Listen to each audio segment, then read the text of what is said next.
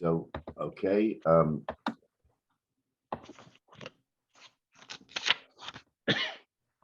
We are on Lamed Tes Amid Aleph in third paragraph of Bava Metzia Mafkid, and we were just completing a portion of the sugya where we were distinguishing what the halacha, what the Gemara is telling us about whether a relative is allowed into a property to care for the property, and in this Gemara we proposed three property types. One was the typical case of shvuyin, where he became captive or something like captive, where he was no longer at the property. And then the Gemara introduced two other concepts, one called netushim and one called retushim, with a nun and with a resh. And the difference being is, as the Gemara explained it, is that we see from what the Gemara tells us that netushim, let's take a look at the lashon of the Gemara. The Gemara asks, what's the chilik? What's the chilik of the netushim and netushim? So the Gemara wants to tell us that that one is a forced departure and one is a non-forced departure. So what's the chilik? So the Gemara gave an example of a forced departure is shvius. Shvius is an example where the Rebbe Shem says after 7 years you have to leave the property, so you have no choice. So it's not as if you can designate someone to take care of the property or do anything else. It's shvius, and therefore, for that reason, we don't appoint anybody because it's a forced leaving. The second is nitushim, where we say that it's contemplative. In other words, you anticipate there'll be, as the Gemara brought down from the Navi, from Hosea, where they anticipated that there would be an attack. So there you have time to prepare. That's what we call voluntary. It's not involuntary. And you can stay. Obviously, you don't want to stay when you're going to be attacked by the enemy. But for the purposes of the Gemara, they want to show us that there you have time for preparation. So when you have time for preparation and you do not install someone to take care of the property, then the Bezdin doesn't do it in your stead because you chose not to install. You could have installed. You could have gotten someone to at least look after the property for you, but you chose not to. So the Gemara takes the position that under those circumstances, we're not going to do it for you, and therefore no one can come into the property, and more so the Bezdin will chase away people who are in the property. Okay, so now where we left off is that on Daf Lamed Tes Amud Aleph, right where it says Umash no Mahadithran. Why is it different from that which we learned in the Mishnah? So right before that, the Gemara wants to say in Rav Shimon ben Gamliel that he's the man Omar that we are interpreting this Gemara in. So he says, so just backing up a line. Shimon Gamliel Shamati Shahanatushim Kishvuyim. What is Natushim? Natushim is really like Kishvuyim, like where you can allow a Korav in. But he says Kishvuyim below Kishvuyim, not exactly like Shvuyim. Kishvuyim and Mutzinos and Miyado. Whereas with Retushim, we take it away because he could have appointed. We say by Netushim, no, that we're going to allow him in. But it's below Shvuyim, but it's not like Shvuyim. The Elohasam Zoraz v'Nishbar. Remember what we said that by Shvuyim, when the relative is in there, even if he anticipates that the owner is going to come back, he can hurry and take the produce from the whole year and take it for himself. Zoraz v'Nishbar. He can take it all for himself. But in the case of Netushim, Shamila Ka'aris, we treat him like an Oris, like a sharecropper, and he can't take the whole thing. He can only take what he'd be entitled to. So you have to remember that the thread that goes through all of this is that by a Karav, the Gemara says we're afraid that because he anticipates that he may not get his fair share, he'll go ahead and sort of rape the property, do everything he can to pull everything out of the property as quickly, and not be careful to plant it and let it lie fallow and do all the things to nurture the property itself. So by a karev, that's the machlekes, we worry about that. So the Gemara says, but according to Shimon Gamliel, we don't have to worry because he's assured of getting his payment as a sharecropper, which is fairly decent. He won't be able to take the whole thing, but he'll be able to get money like a sharecropper. So that's how he makes the chilik that netushim is part shvuyin because you allow someone in as opposed to retushim, and it's part not shvuyin because you're not allowed to grab the whole thing for yourself.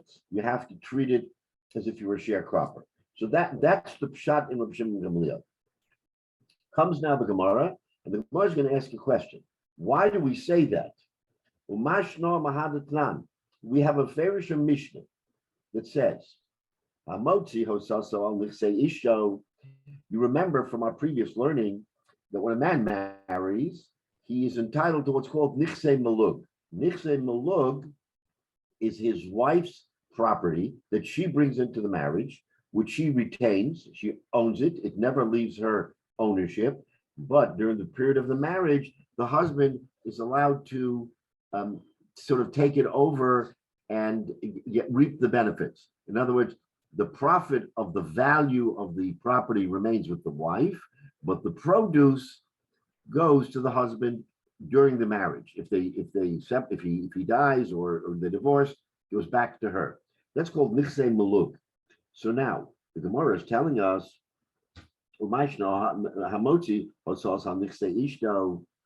if someone makes expenditures on nichse ishto, on this nichse maluk, hotzi harbe, he makes a lot of expenditures for ochel kimo, and he eats a very little amount, or kimo, he eats ochel harbe, or he eats a little bit, or he takes out a little bit and he eats a lot. In other words, he has full control of whatever he wants to do with that property. The Gemara, the Mishnah there says, Masha hotzi hotzi, Masha ochel ochel. Whatever he took out of the property, he took out, and whatever he ate, he ate. So what does that mean? It means since he has control of the property, we don't tell him how he should deal with the nichse maluk. That's what the Gemara says over there. So like the Gemara, if that's the case, why does Rabbi Shimon Gamliel say, in our case, we treat him like a sharecropper? In other words, what's the chilik between that case and our case? Does the halach in netushim should be like Rabbi Shimon Gamliel, that he can retain whatever he wants to retain? Why do we say that by netushim we limit him only to that which a sharecropper gets? Why is he worse than a husband with nichse malug? Because they're roughly comparable. It's the same kind of situation where here the fellow is in the property and is in control of the property, or the husband is in control of the wife's property, and he has a choice of what to do. Why not give him the same choice here? Why does the Gemara here say that no, he's limited to oris, that which a sharecropper gets? He should be getting whatever he can get out of the property, just as in the look. That's the Gemara's kasha here. Why is it different? Okay.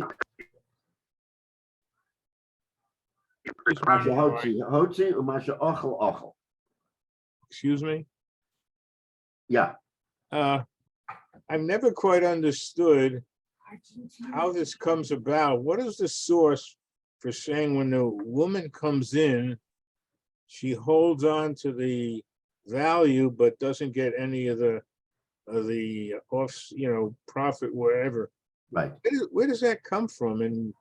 And would it be the reverse if she had a lot of money, a very wealthy woman, and he comes in with a small amount and has a field, whatever? It's not reciprocal. Why is it so? How does it come about in terms of the Torah doesn't say it directly, right? Well, no.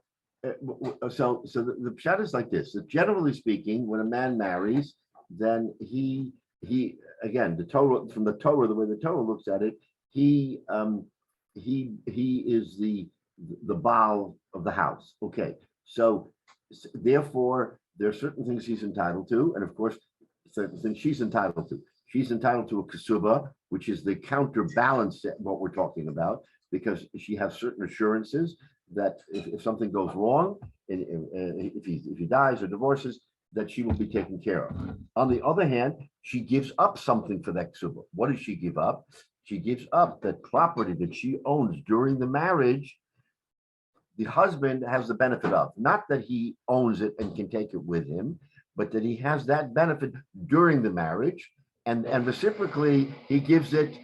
She gets the ksuba if something happens afterwards. So the pshat here is that with this nichse malug, he doesn't own it. She owns it. She continues to own it, and therefore the property value continues throughout her life. Of course, if they stay married and passes away, then it just continues into the Yerusha.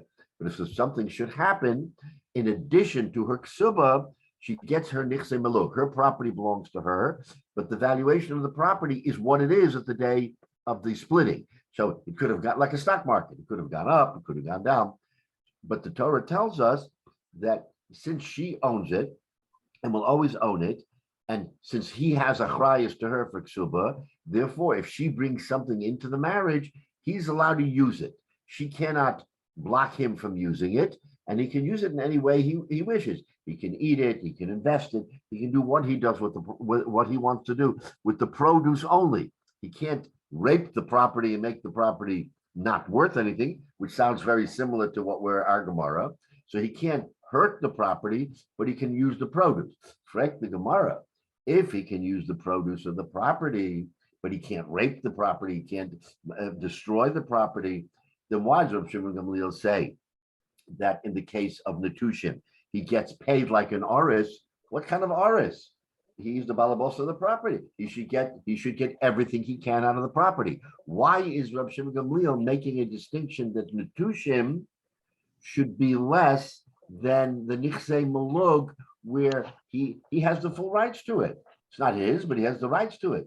Same with Netushim. Netushim doesn't belong to him, means he's the caretaker, and as a caretaker, he should have the rights to the property. That's the Gemara's question.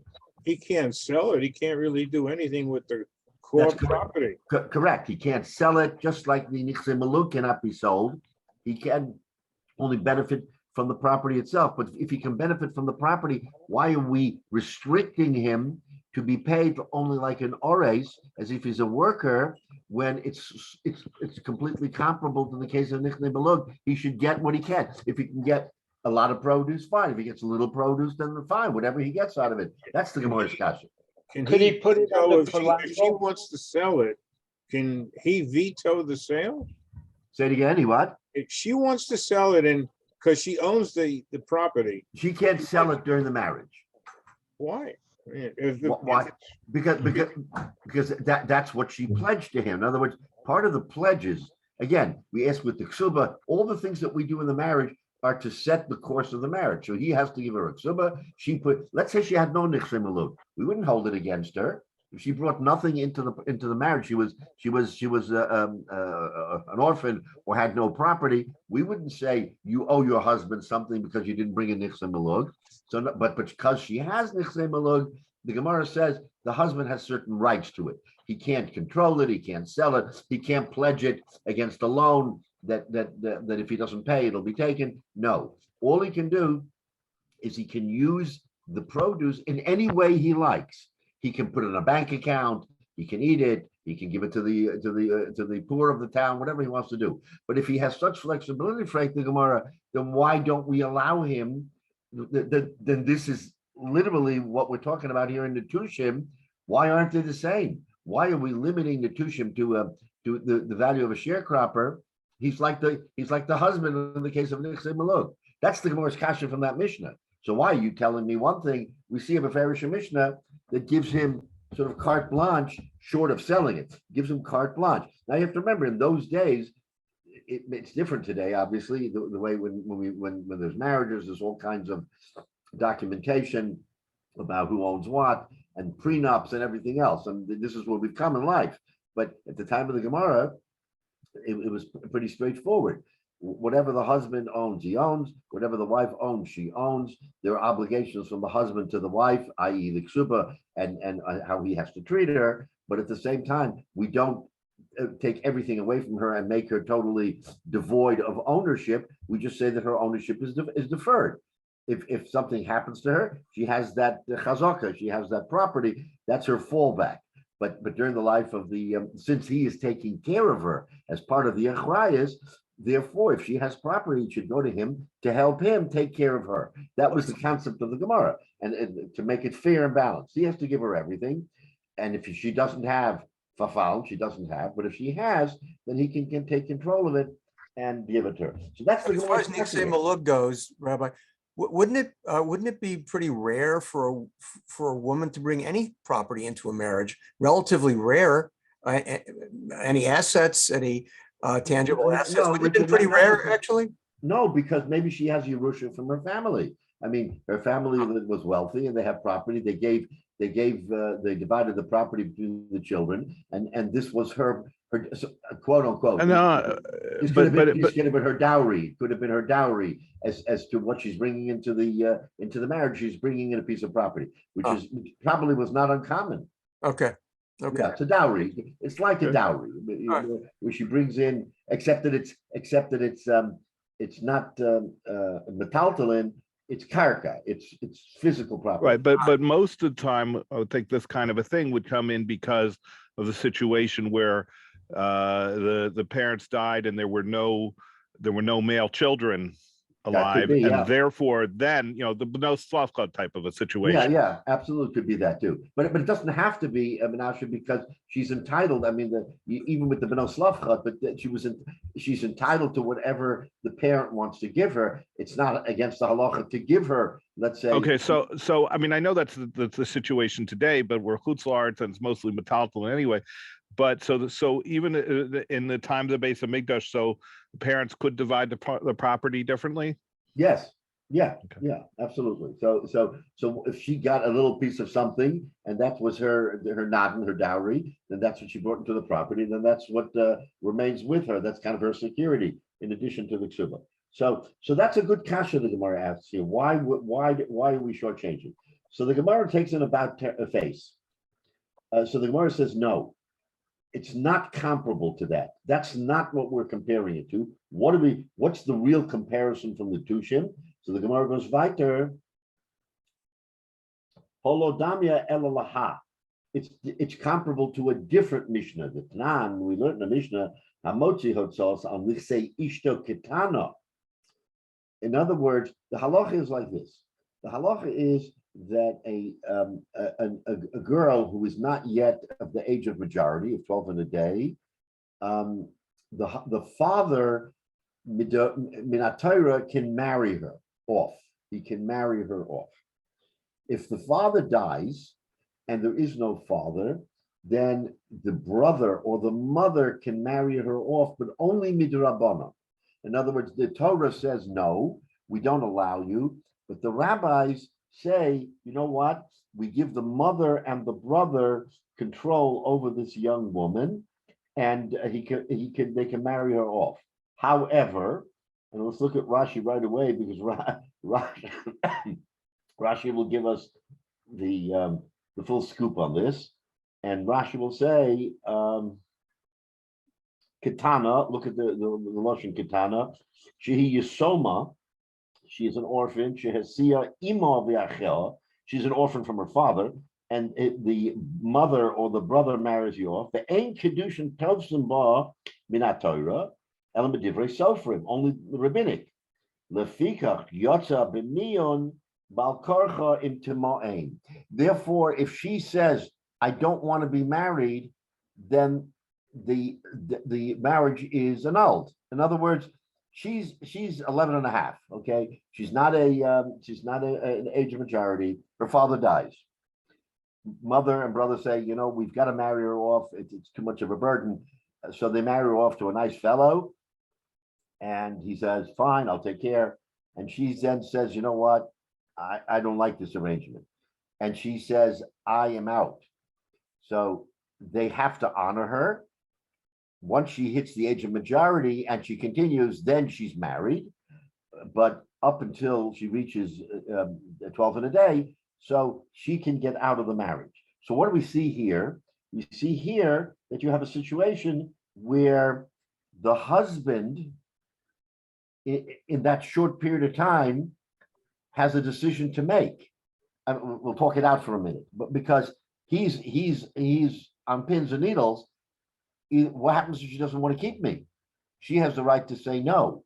So if I have any rights to her nichse malug, again, nichse malug, if I have any rights to nichse malug, what should I be doing? I should be hurrying up and grabbing what I can, l'chaira, because otherwise, if she says, I'm out, he has nothing. So this is more comparable to our situation where you have someone who enters into a property, doesn't know if he's going to hang around very long. What does he want to do? He'll want to just rape that property to the fullest extent, take everything he can from the property because he's not going to get paid. So that this Mishnah is what the Gemara says, you know what's comparable to Natushim? The case of marrying a Kitana where you have no assurances that you're going to be around. And if you have no assurances you're going to be around, then what will you do? So let's take a look at the Gemara.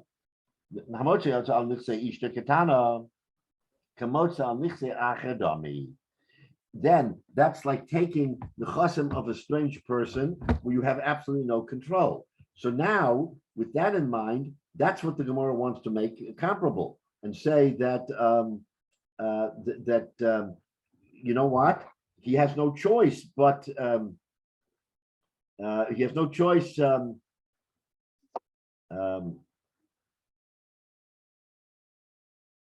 So therefore, we don't say he's an ares. We basically say that we compensate him for what he has spent. So let's take a look. Rashi, kamotze al nichse achadami, v'im hotzi v'lo ochel kidehot saso shaman lo ka'aris.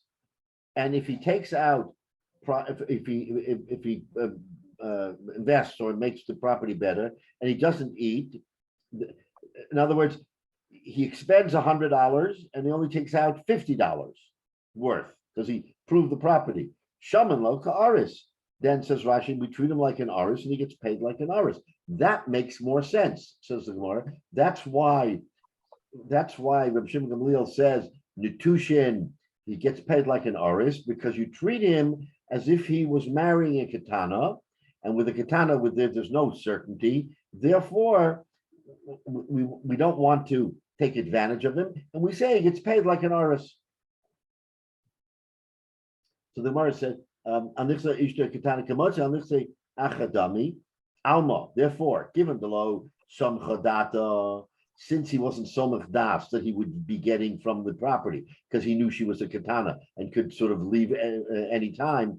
Tiknele rabbanon kehecha delo lifsadinu ochanami tiknele rabbanon kehecha delo lifsadinu. So, in other words, the upshot of the Gemara is that why do we treat him this way? Because since the uncertainty in the case of the marriage is that he may get dumped right away, so what would he do? He's going to rape the property and take advantage and destroy it. So we say, wait a minute, no, you're assured of getting paid like a oris, like a sharecropper, which is a nice wage. It's not millions, but it's a nice wage. Therefore, in our case, to by netushim, we say we're not going to allow you to take anything you want. We're going to treat you like a sharecropper, and therefore there will be no sort of raping of the property. And that's why when the Gemara says it comes out like Rav Shimon Gamliel, and the chilik is that by shvuyin you can take as much as you want, but the netushim you can't, because it's comparable to this kind of case where you marry a katana, where we want to honor and give you something, because after all you're out there, but we don't want to take advantage. So we say that's the proper way to do it, is to allow him to get paid like an oris, and therefore he'll treat the property kindly. He'll do what he can to remember, an oris in some sense, is getting paid on the value of what he's produced. So if he produces well, he'll get a better percentage. It's a percentage. So if he gets a better percentage, then he'll make off well, even without raping the property. He'll still get a very nice return. Okay, so fine. So that's how we answer the kasha, that it's comparable to marrying an isha ketana, and therefore in Rabbi Shimon Gamliel, we now know that there's a difference between shvuyin and netushin. Shvuyin, where a relative came in, he's allowed to take whatever he can, even the full produce of the property.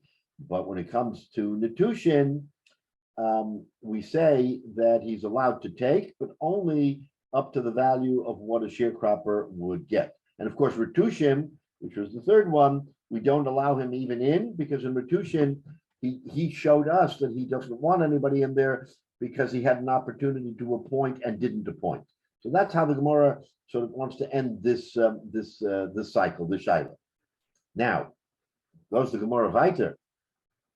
And the Gemara says, now the kulon shomenle ka'aris. Remember, we talked about this last week, that the Gemara says at the end of that brisa, and all of them are treated like a sharecropper. So what's the all of them? So we went through this whole Gemara and we came out, as we did just before we started today, that the all of them here means to include Rav Shimon Gamliel's view of Netushin, not the Rabbanan. The Rabbanan argue and say Netushin, you may not at all take part, but according to Rav Shimon Gamliel, Netushin, which is abandoned, but it's abandoned, not wholly abandoned, but abandoned only to the point where we allow someone in just to tend to the property, not so that it shouldn't get destroyed. So it's like Rav Shimon Gamliel. So now the Gemara is going back to that word v'kulon. V'kulon shamalei ka'aris. V'kulon lasuyin mai. What does v'kulon come to include? When it says,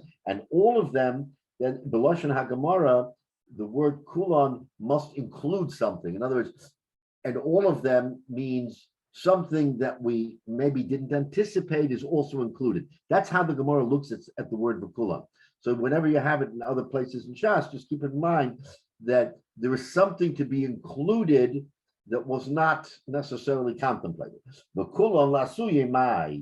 What is it coming to include when it says the word v'kulon? La'asuye hoda amar Rav Nachman or Shmuel. It comes to include that which Rav Nachman said in the name of Shmuel. What is that? Shavu shenishba maridin kara v'nichin chasav. A shavui, a captive, who is captive, but then we allow and something like him. In other words, that was an example. Shavu shenishba maridin kara v'chasav. Yotza ladas. If he goes out intentionally and he doesn't appoint, ein maridin kara v'chasav. Then we do not appoint for him. And that's what we said before in the Gemara. That's why Ritushim, abandoned property where he had the opportunity to appoint and didn't appoint. Therefore, we don't appoint in his place. Okay, that much we know already. Rav Nachman today, Rav Nachman himself, Omar, Boreach, someone who is we call Boreach, someone who flees, maybe a fugitive. Boreach, Harihu Kishavui. He is considered like a shav. Now, what is a boreach? A boreach is someone who flees the property. Okay, not that he has to leave or that he's summoned, but he runs away. So, frankly, the more boreach machmas mai. What is he fleeing from? So, now the term boreach is what the Gemara is saying is included. That's the chiddush in what we're being told here is v'kulon. When it says v'kulon, it means boreach. But what is a boreach? Boreach machmas mai. Even a machmas kerga. If you're saying it's because of, so a kerga means that he has chayvus.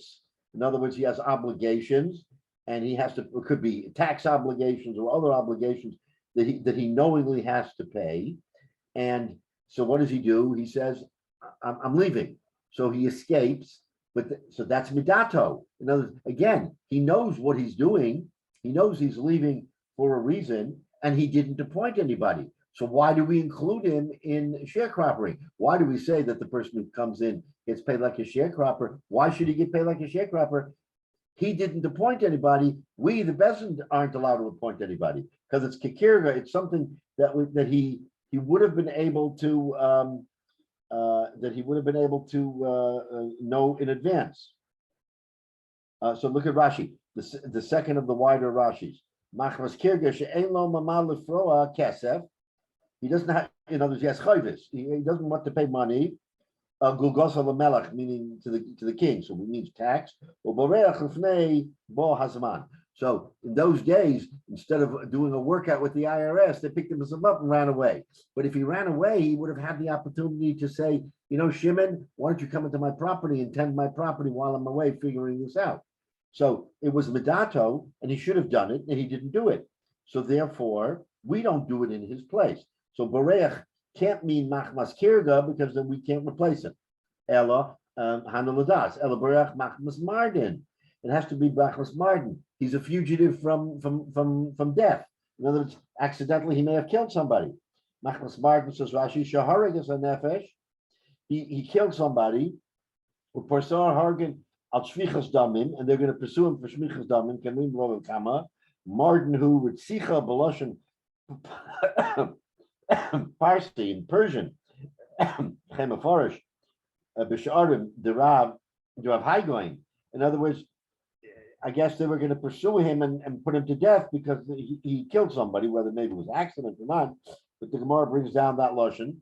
So if he's a Bareach Machmas Mardin, then he doesn't have time to appoint anybody.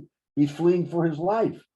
Okay, so if he's well, it's more than just he's fleeing for his life. It's that he's not. If he delays at all from the point where Bastin says go, he's the family could come after him. Exactly. But, so therefore, so he has no opportunity to appoint. Right. Therefore, we are right. It's even stronger than the tax thing, where he probably has some idea it's coming. Exactly. So therefore, we're allowed to point at his. Therefore, we say we're allowed to put something into his nechasim because he probably would have wanted to, but didn't have the time. So that's Berach Machmas Mardin. All right. So again, the Gemara wants to give a chilik there. Okay. So again, we have a teretz here. So we understand that there are different circumstances in which we impute whether or not a person would have wanted to put in a replacement, and the Gemara says so. Therefore, Bezdin is allowed to do it. Otherwise, they're not allowed to do it. And that's what. So, what does v'chulon come to include? It comes to include a case, according to Rabbi Shimon ben Gamliel, where someone was bereach machmas mardin. Someone had to leave quickly because of the situation where he killed somebody, and therefore we impute it. And what do? We pay him like an oris. That's the bottom line here. Is the Gemara wants to know. So what do? Do we just allow him carte blanche? Says the Gemara, no. But the Mishnah there said you pay like an oris, and it says v'chulon includes the bereach machmas mardin, that he gets paid like a oris. So let's take a look at Rashi. And again, the whole principle here that we've been talking about all this time is that we want to get someone in there who will be gentle enough with the property so he won't destroy it, and he'll nurture it and still get paid a fair wage. So he's not going to say, "Oh, I'm going to take advantage of my situation and I'll pilfer the property and take what I can." That's what the Gemara says we're trying to avoid, and that was the balance that we gave him a nice enough wage, like an oris, so that he should not take it upon himself to just rape the property. Yeah, it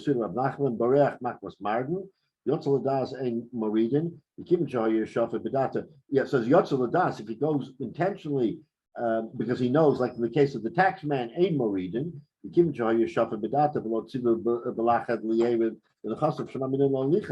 in other words, he could have appointed and didn't. Okay,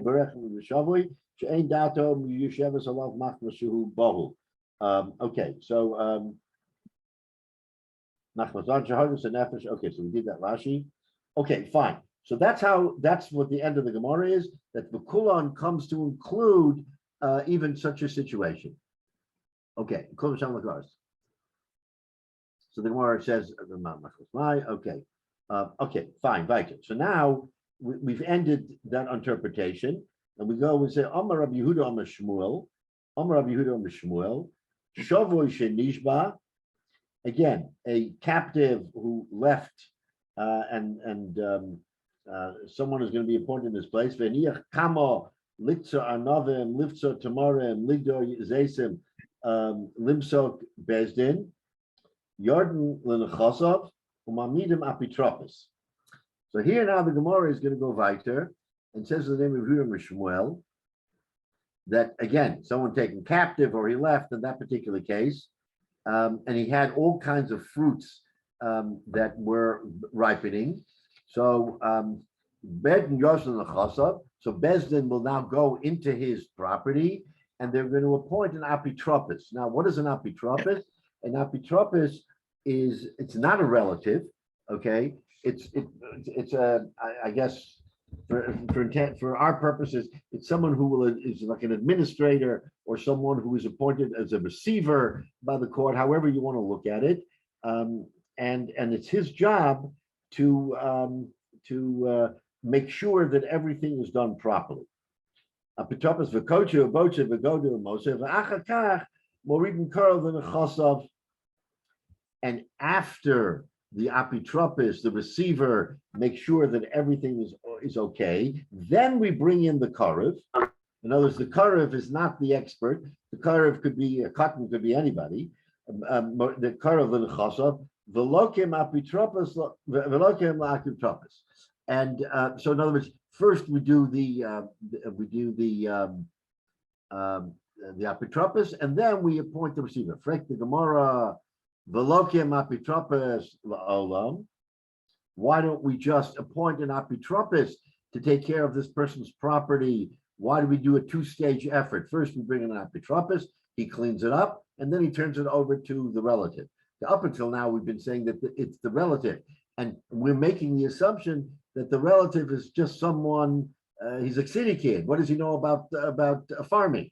He's just there, he oversees the property, and we say that's okay. Now the Gemara hones in and said, wait a minute, this fellow has all kinds of property, and instead of letting it go bad because you're bringing in a relative who doesn't know what he's doing, we're going to bring in an apitropis. And usually a receiver receives little or no, he doesn't get paid like an oris. This isn't an oris, it's an apitropis, it's a different category.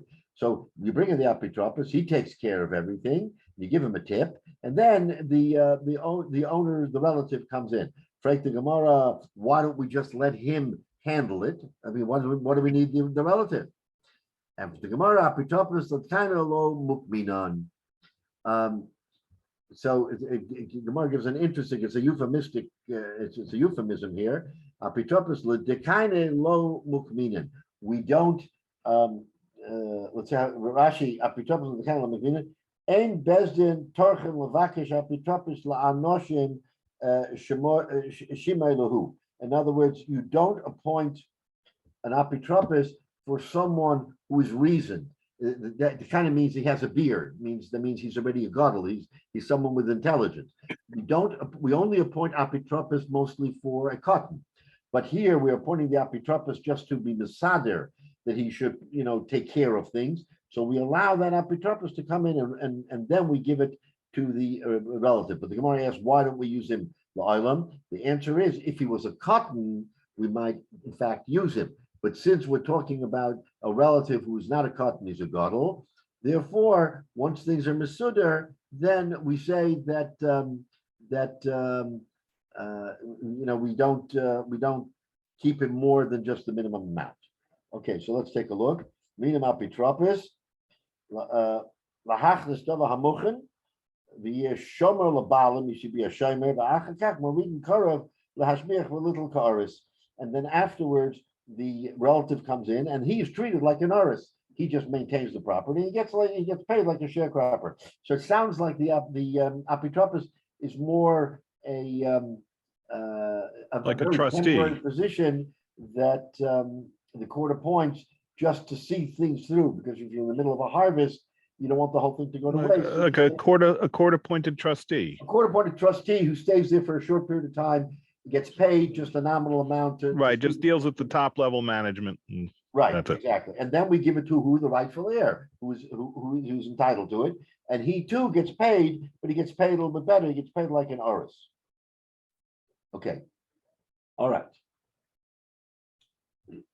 So now, so we've ended this sugya, and we have at least the concept of what we're talking about in terms of the different properties, Natushim, Ritushim, and Shavui, and what's allowed and what's not allowed. Okay. Now says the Gemara to Amar Rav Huna, says Rav Huna, a maritin cotton lanichse Shavui, you don't put a cotton. Okay, so we've been talking up till now. We said we put a relative in, he takes care of it. Gemara says now specifically says Rav Huna, you don't put a cotton l'nichshei shavui. You don't, that karev that we talk about that you're allowed into a shavui, into a with a fellow is a captive. It's not a cotton. Lo karev l'nichshei cotton. Also, you don't put in a karev to take care of nichsei cotton. Lo karev machmas karev l'nichsei cotton. And you don't put in a relative of a relative l'nichsei cotton. So again, the Gemara is giving us a little bit of a heads up here, is that now we're turning the corner and we're talking about not the nechasim of a gadol, but the nechasim of a cotton. They are treated differently when it comes to having to make either long-term or short-term decisions as to what to do. So let's break it down and see what the Gemara is telling us. Let me say, okay. Break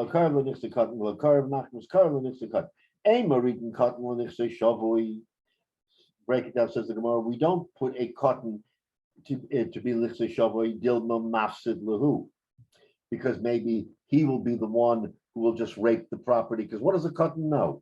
You know, he sees everything in front of him, and he's going to start taking advantage of whatever he can. He said, "Let me grab what I can." So we don't give him the rights to be the guardian of that particular property. All right.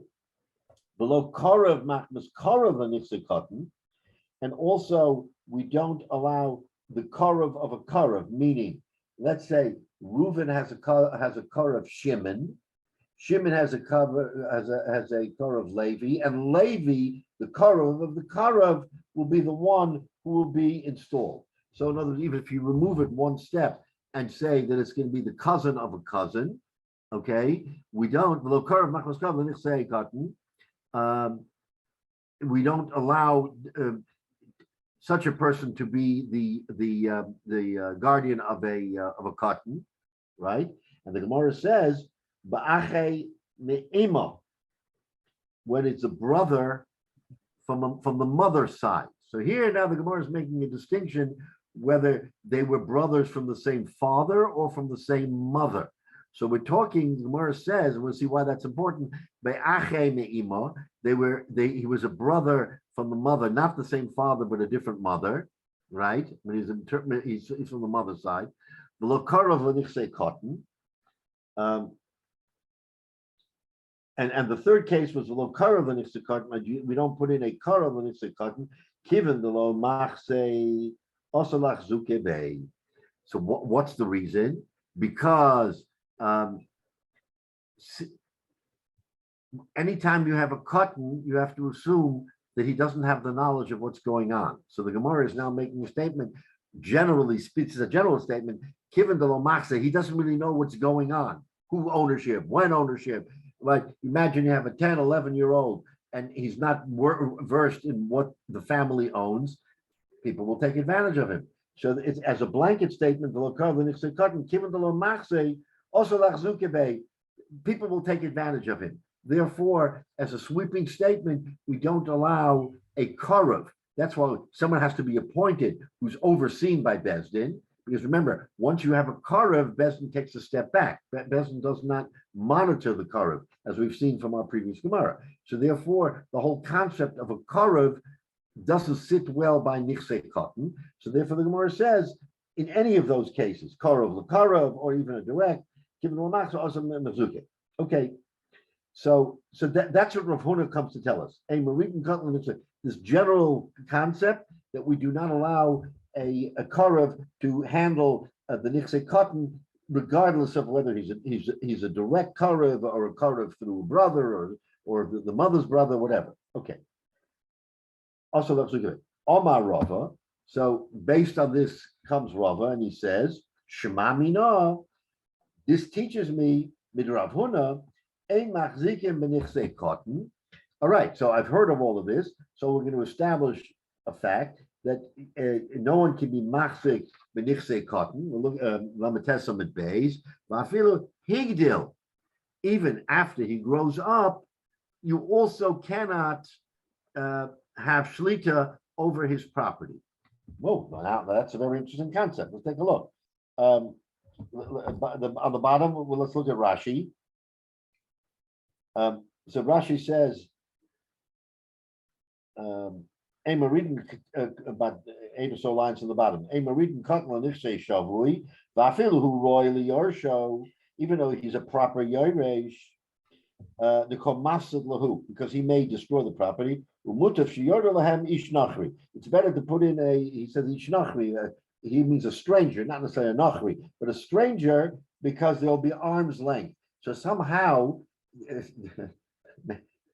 maybe human nature, when it comes to family, maybe we have to be a little bit more cautious because maybe a family member, according to this, would take advantage of another family member. Whereas if it was arm's length, then they wouldn't be so quick to jump in. Idea maybe, I just thought it was just, normally we would think family would care more, but maybe you might have, depending on this, all the issue, the mother or the father, etc.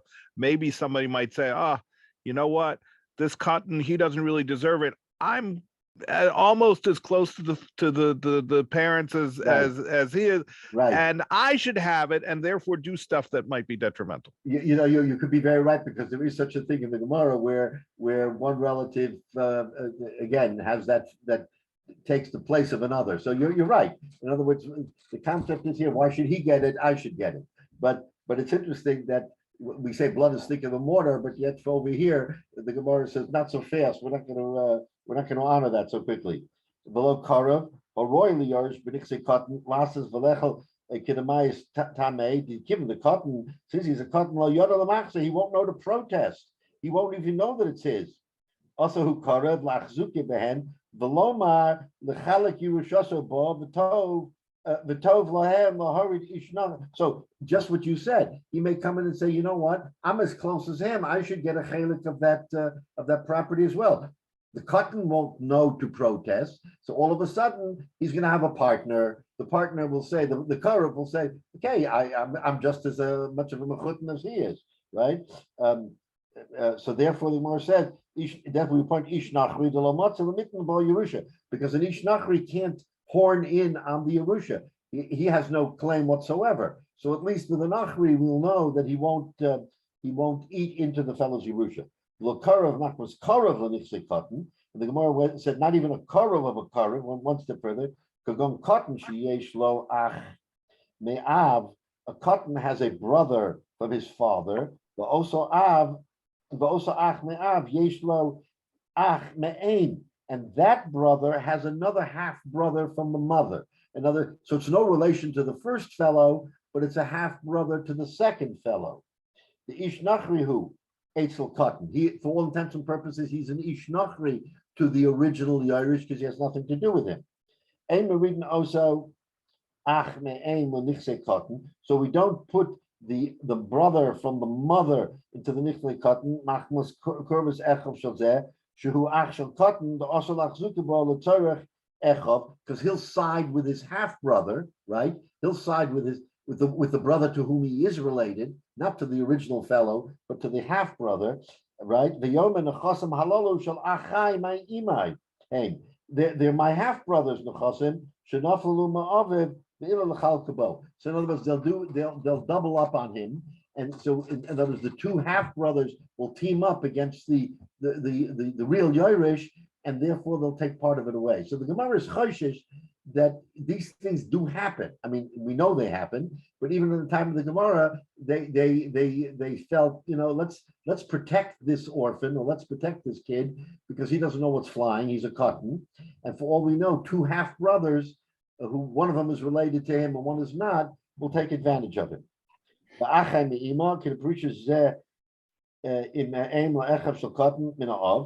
Okay. Shemamina Rav Huna, the Oma Ein Maridin Karol V'Nichse Cotton, who says you can't put a Karol V'Nichse Cotton. Shema Yachzik Bohem Machmas Yerusha, Aval Achesh Ein Lo Tana Yerusha Maridin. But someone who has no Tana of Yerushin, but Maridin. Lo Chashinan Shema Yitin Aviv Shal Cotton. Machmas Li V'Achaltem Shanit Chazaka. Shemamina Ein Machzikim B'Nichse Cotton. That we just protect that cotton completely, and you can't make a chazaka. Okay, so here now we're going to turn to the chazaka question. So, let's be afraid that this stranger will take over. Maybe the cotton was 8 years old, right? If he's 8 years old, how many years until he becomes a bar mitzvah? 5 years. He's going to sit there year after year after year. And the question is, does he make a chazaka? Because remember, we have a klal, which we learned earlier in Bava Metzia, and it's in other parts of Shas, that a what we call adverse possession. So we have a law of adverse possession in our country. And what is that law? That if someone squats on your property for a period of time, nominally, let's say 3 years, then he becomes an adverse owner, and he can claim ownership. That's not universal, but that's the law of adverse possession. So here too, says the Gemara, if a person steps into someone's property and no one protests for years, then he can tine it. It's my property, and halachically there is a basis for tining that. So what happens? You have a cotton. He's 8 years old, okay, and now you're going to appoint someone to come into the property. So Rashi says, "Lo chashinan shema yitin aviv shel cotton machlisli v'achaltev shni chazaka." That I'll sit in it and I'll have the years of chazaka. Shemamina ein machzikim b'nichse cotton. There's no such thing as chazaka in the nichse cotton. Someone could be sitting in nichse cotton for 6 years, 5, 7, doesn't matter. The chazaka cannot be chal while he's a cotton. So in other words, the time does not toll. It doesn't add up year after year while he is in the status of a cotton. Okay.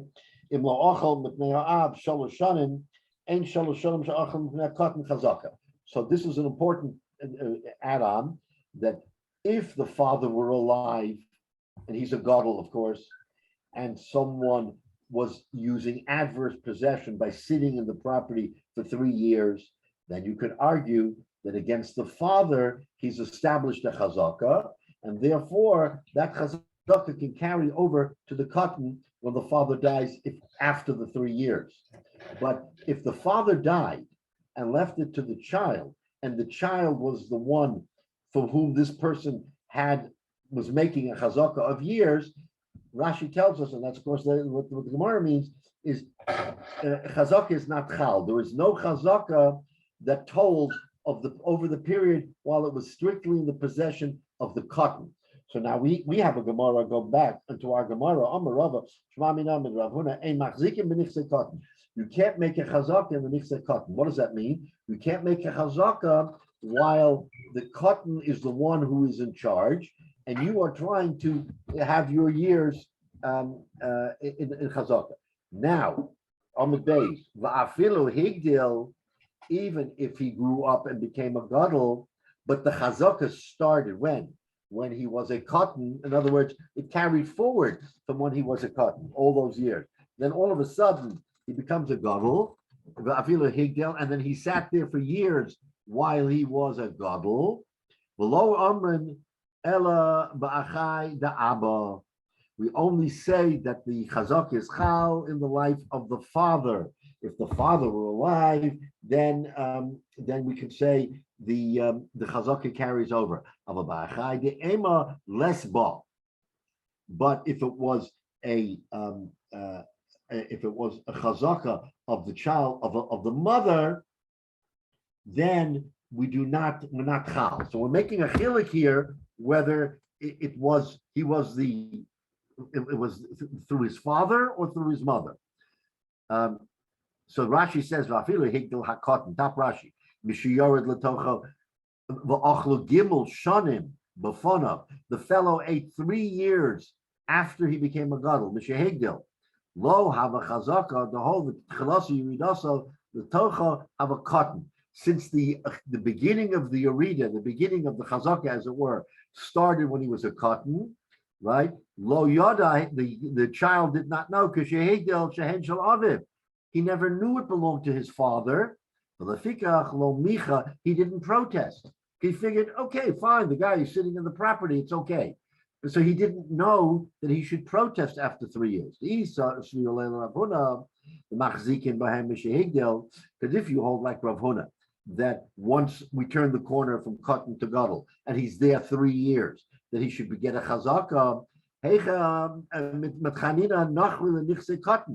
How can you even put a nachril in this cotton? Shema yeh biyada mishiyigdel v'yitin atom machosli mishigadla v'ichaltem shni chazaka. So in other words, what do we gain by putting in a nachri instead of the relative? If you're going to say that once he hits the age of majority, that there's a new clock, and the clock of 3 years goes by, and therefore he's adverse possession, then what's the chilik between a relative and a non-relative? The non-relative, who is supposed to be the good guy and taking care of the property, after 3 years in his custody, when the child turns to be a gadol, he'll say, "Wait a minute, I'm the owner now. I've been here for 3 years." What? So the child will say, "What do you mean you've been here for 3 years? I don't know that I'm supposed to protest." So in other words, we're protecting this cotton from any and all eventualities by saying that once anything is chal while he's a cotton, it can no longer change its sort of stripes, change possession, even when he becomes a gadol, because we're afraid he won't know what's going on and someone will take advantage. Not only a relative will take advantage, but even a nachri, even a hired hand will take advantage and say, "Hey, here's my opportunity. The fellow doesn't know. So after 3 years, I'm going to claim adverse possession and I'm going to take it over." So therefore, the Gemara says, that's why the Gemara is so stringent and says, that's why Rava came and said, even though Rav Huna makes all these distinctions between a cotton and he says a brother of a brother and all these other chalukim, he sets down what we call black letter law. It's the law. Shema minam and Rav Huna ain't machzikim b'nichsei cotton. Period. You're not machzik b'nichsei cotton, and therefore there's never the possibility that something will fall between the cracks and this cotton will get in trouble. Now, once he turns the age of majority and he knows what's going on, and then you hire someone to come in, but that person enters into the picture after already he becomes a gadol, meaning that he fully understands the nature of his ownership. Oh yeah, I own this property. Not that I didn't know my father had a property. I mean, what does a 10-year or 9-year-old know? Do you really know what your parents own? Maybe yes, maybe no, but you don't necessarily know that's your father's property. You see someone comes into the property, then the property, you tend to accept that as a given, but you don't necessarily relate it to yourself and say, "Oh, it's my property, I own it." So because of that, you have to protect the cotton. You have to protect the cotton, and therefore, okay. So then, okay, now the Gemara wants to we'll add one thing here. So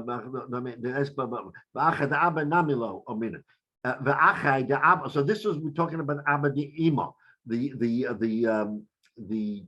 product of the child of a mother. But by a father, we wanted to say that maybe it's different. And by the brother of a father, we also don't say that he has rights. Ella ba'arta, ava b'bate lesbo. So the Gemara wants to make a chilik and wants to say that if it's in a piece of land which maybe you can't identify as well, it's a piece of land out in the fields. So we say that he might or might not know that it belongs to him. But when it comes to houses, right? When it comes to a house, which is something that is more mamashis, because you know about a house, right? Then he says, then we're not concerned as much whether or not there is the brother comes in and takes it over, because by a house, he says everybody knows who the house belongs to. So the Gemara wants to make an interesting chilik that it depends on what kind of property the parent owned. If he owned a piece of property, so out in the fields, which is less known or less identifiable, then so Rashi says, Ela ba'ache de'aba, achiv ma'aviv sheyitin behen sad Yerusha, because it's the Yerusha comes from the father's side. So therefore, we might have a different feeling on the Yerusha of a father versus a mother. So he says, Arta is Sodos. Aval bebote less laba. But so sodos, we might not know what's going on the field. So therefore, there might be a havamina that that can slip through the cracks, and we say no. Aval bebote less laba. Shehashchenim meidim aleihem. The neighbors will testify. Shabo lechelko shel cotton, that it belongs to the chelik of the cotton. So what do we have here? So the Gemara again wants to sort of make another chiluk and say that even though we protect the nichse cotton, so the nichse cotton, we have to distinguish between the nechasim that comes from the father's side or the mother's side. From the mother's side, that's not the way Yerusha goes down. It goes down from the father's side. So he says, but we're not concerned. Now, this whole question is only about Yerusha related to the father's side, because there is a problem. Yerusha from the mother's side, he's saying we're never really going to enter into an issue because Yerusha doesn't pass through the mother. And even from the father's side, we only say that we have to protect them, especially on our arta, on properties that are fields, because there it's possible it will fall between the cracks because people won't know. You have this vast land out there, and there's one tract that belongs to the child. People may overlook it and they may not realize that it belongs to him. So we have to be extra special careful by land. But we're not so much worried about houses because everybody knows whose house is what, and therefore it's far less likely that a house will slip between the cracks and will be lost to the cotton, because everybody will say, oh, that house belonged to so and so, and this child and this fellow was a child and he didn't know, so we're not worried about it. Again, the Gemara is trying to put it into perspective and saying that what is our circumstance? What do we really have to be concerned about? So the Gemara tells us interestingly that you can never really appoint someone to the nichse of cotton, but especially from the father's side, and especially a property that people will not know that it belongs to him, but from the mother's side, or a house which everybody knows will belong to a cotton, no one is concerned that it'll sort of slip between the cracks and that he'll lose the property.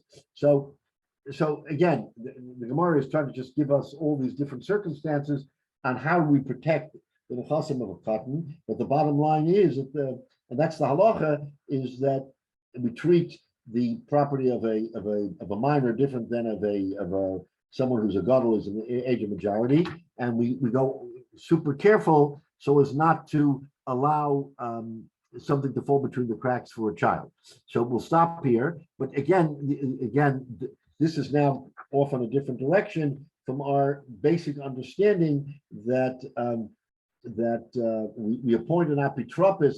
Even in the case of a gadol, we appoint an apitropis, someone who knows what's going on before we give it to the yarshim. And again, in those times, the Gemara had the sensitivity to understand that when it comes to property and fields and other things, families somehow, it wasn't all connected. Not everybody knew what was going on. So in order to protect children, a gadol we don't worry about, but for a cotton we have to be extra special careful and protect him to make sure that he doesn't lose the property. And then once he becomes age of majority, then sort of the clock starts ticking anew, and we say that he can make his own decision. So we'll stop here, Mr. Shem. We'll pick up from this portion. And again, next Sunday I won't be here after my grandson's bar mitzvah, and Mr. Shem, so we'll pick it up in 2 weeks. Go ahead. Thank you. Mazel tov. Mazel tov. Thank you very much.